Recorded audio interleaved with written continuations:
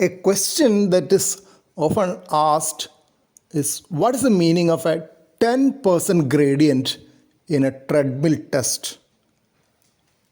Usually, in the first stage of Bruce protocol of treadmill test, there is a 10% gradient in stage 1.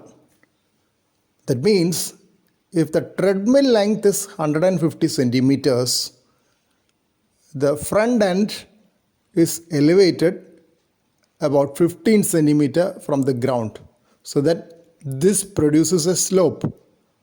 So 15 centimeter elevation for a 150 centimeter treadmill will give a 10% gradient. This is what happens in stage 1 of standard Bruce protocol. In modified Bruce protocol, there is no gradient in stage 1, so that the treadmill will be horizontal. In stage 2, 5% gradient is given, and stage 3, there is 10% gradient.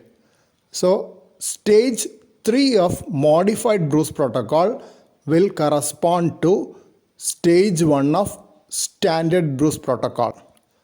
From that onwards, every stage in either standard Bruce protocol or modified Bruce protocol gets an increment in gradient of 2%.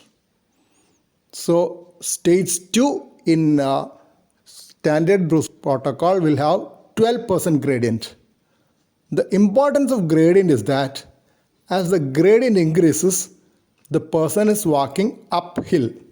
So for the same level of speed, a gradient of 0 and gradient of 10% is compared. This obviously will have more exertion.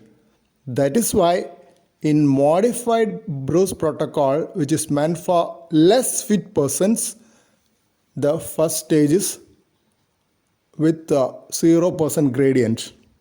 Earlier, this was even called as stage 0, and second stage of modified Bruce protocol was called as stage half, and the current stage 3 of modified Bruce protocol was called as stage 1.